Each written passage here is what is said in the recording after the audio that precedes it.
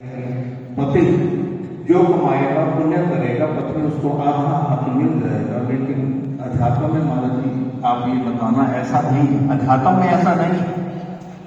पति कमाएगा पुण्य तो अध्यात्म में पति ही खाएगा, पत्नी कमाएगी तो पत्नी खाएगी। हाँ, उसके वो जो संसारिक भौतिक दृष्टि से देखे तो जितना पति कमाएगा पत्नी सबको मिल जाएगा, ये बात तो निश्चित है। लेकिन वर्तमान में थोड़ा सा फर्क आ गया है। जो पति कमाता है वो पत्नी को तो मिल जाता है, जब पत्नी कमाती है वो पति को नहीं।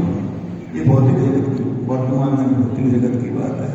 उसका अपना बैंक अकाउंट है, उसका अपना, हमें क्या लेना देना वो सब करेंगे। लेकिन हम तो गुरु भागवत जी के शरणागत हैं और आचार्य जी हम सबके प्रतिबद्ध कर रहे हैं, जैसा वो हमें चलाएंगे हम कोशिश करेंगे सब चलने की। और भागवत जी की कृपा से सब परिवार भी इस बेड़े के आगे चला है तो पाप तो हम हो ही जाएंगे। सब मन में आके बैठे हैं तो अब इस बेड़े का पाप होना अवश्य है। तो मैं तो महाराज जी से, महाराज जी आप बार बार कहते संकोच नहीं करिए, आप अपने तरफ से नहीं कह रहे हैं। आपको सभी पूर्वाचार्यों ने हमारे उन्होंने और ठाकुर सरकार अपने पीछे रहते हैं, राधा रानी अपने आगे पीछे दोनों तरफ हैं।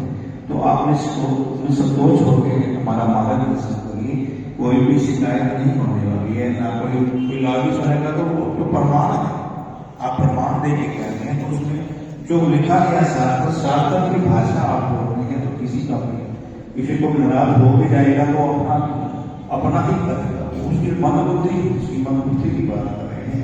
शायद उसकी मन बुद्धि ढोल गवाना शुद्ध सुनना सकल कराना, ये मन बुद्धि वाले जो लोग हैं उसी तरह की वो व्यवस्था बना देते हैं। लेकिन हम उन अपने आचार्यों की बात हम समझें, उस मन बुद्धि को थोड़ा सा तीव्र दर्शन करके हम तीव्र करें। तो इसी तीव्रता के कारण हम सब जो जैसे महाराज कह रहे वाचक बहुत है, लेकिन जो परंपरा से, गुरु परंपरा से जिन्होंने ज्ञान पाया है वो ही इसके रहस्य बोल सकते हैं।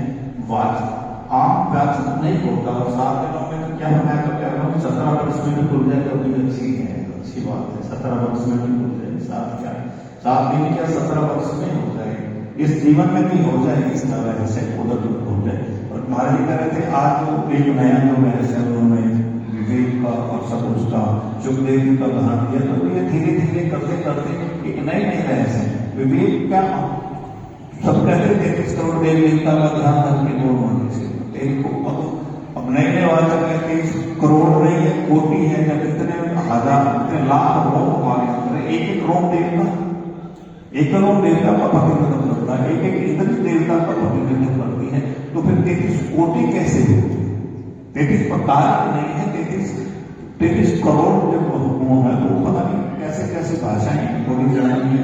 अब जैसे हनुमान चालीसा शंकर सुमन केसरी नंदन की बात करी, उस पर भी अपेक्ष किया जा रहा है, उसको ऐसे नहीं बोलो आप ऐसे बोलो। अरे जो शब्द है अपना कहीं गलती हुई तो हमें ठीक करवा दें। तो शंकर सुमन है जो भी बोले हमारा काम होना चाहिए। तो ये पर्यटक उसकी तरफ ध्यान ना देंगे, उसकी तरफ ना जाए। कलयुग जी इस बात का प्रमाण नहीं दे सकते, हम सब कलयुग कलयुग 230 वर्ष नारद जी हमारे बताए 230 जब कलयुग 230 वर्ष के थे, जो वो इतने समय से कह रहे हैं, आज कैसे कह रहे हैं आगे तो भी तो निम्न स्तर के जा रहे हैं। और जब टोटली कारण क्या है कि हर वाचक हर क्षेत्र में प्रवेश करना चाहता है और राजनीतिक क्षेत्र में प्रवेश करना चाहता है, वो इस क्षेत्र में हर क्षेत्र में गृहस्थ में हर क्षेत्र में वो नुक्ताचीनी करना चाहता है, वो पूर्ण नहीं होगा। बिल्कुल पूर्ण रूप से वो प्रवचनों में समन्वित जो बिकने की बात करते, जो मन बेचे सतगुरु के पास किस सेवक के कागज, जो मन बेच गया तो फिर वो उसके पास सोचने का कुछ हद नहीं रहता। इसलिए वो जो पति उत्तर की बात दिया पूछा, मैं महाराज से पूछो तो पति उत्तर का मतलब है जब मन बेच गया तो हम एक तरह से दास बन गए, उसके गुलाम बन गए। जो दास का पहले चलते थे, गुरु आज्ञा से मालिक आज्ञा से जो कार्य होता था तो दास पता शिष्य का मन बेचने का नाता है, उसका गुलाम होता है, अपने गुरु का गुलाम होता है।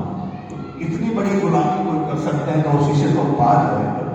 अगर वो गुलामी नहीं कर सकता तो बाकी महाराज जी इस विषय बाकी महाराज जी हमारे सबको सिमरण और पाठ में हर क्षेत्र को उसमें थोड़ा थोड़ा बढ़िया से खड़े खोद के आगे सके उसमें अपने आप को 2 से 3 लोगों से स्थापित का जब उसमें इकट्ठा हो एक बार नहा लें, अगले दिन फिर खोलना फिर नहा लें, इसमें हम जल में ऐसे ही आपसे प्रार्थना है।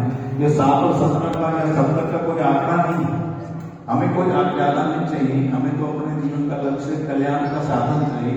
आप जैसे दे सकते हैं, हमारे पास टाइम है, जितना समय हमारे पास समय बहुत समय है महाराज जी। जब वैसे तो 7 दिन का समय है, लेकिन हमारे पास बहुत है, हमें 7 दिन में जाने वाले नहीं, जल्दी जाने वाले नहीं, कुछ इस जन्म में मिल जाए, कुछ अगले जन्म में मिल जाए, तो यही हमारी सब कामना है। तो आपके चरणों में बस यही प्रार्थना, इन रहस्य जो भागवत के रहस्य हैं, क्योंकि हम तो परंपरा का किसी तरह से तो नहीं है, जो तो अपराधी नजर आ रहे हैं। हो सकता है कि आपके मार्गदर्शन से कोई एक अपराधी 32 है तो 31 रह जाएगा, कि बाद ये कर्म करने 32 जन्म, ये तो बहुत ज्यादा नहीं है 32 जन्म, जिस हिसाब से आप हमारे देश का रहस्य कर रहे हैं, सब रहस्य खोल रहे हैं, उस हिसाब से 32 जन्म में 32 अपराध खत्म हो जाएंगे, तब भी काम हो जाएगा। तो 3200 वर्ष तो है, आधा वर्ष का एक कदम की आयु है, 5000 वर्ष है, तो 3200 किसी के लिए कोई पार हो जाएगा। 100 वर्ष माने अपना हर उसमें एक अपराध 32 अपराध है, हर जन्म में एक अपराध कम होता जाएगा। 32 जन्म में 3200 वर्ष हो गए, 3200 वर्ष तो कलियुग में हमारा जीवन उद्धार हो जाएगा। हमारा इसमें इतना हम आशावादी हैं, क्यों 3200 वर्ष तो ज्यादा नहीं है, 100 वर्ष कलियुग में पशु जीते तो नहीं है, सारे पहले ही हो जाता है, तो 3200 पहले ही काम हो जाएगा। एक पॉइंट हम जीवन में एक पॉइंट हमारा प्रोसेस कर रहा है, तो धीरे धीरे ये मंद बुद्धि एकदम तीव्र बुद्धि की भी तीव्र बुद्धि बस इतना है कि मानने की प्रलोभ है, यही तीव्रता हमें आज है। और इन्हीं शब्दों के साथ भगवान तो सतगुरु भगवान की जय हो।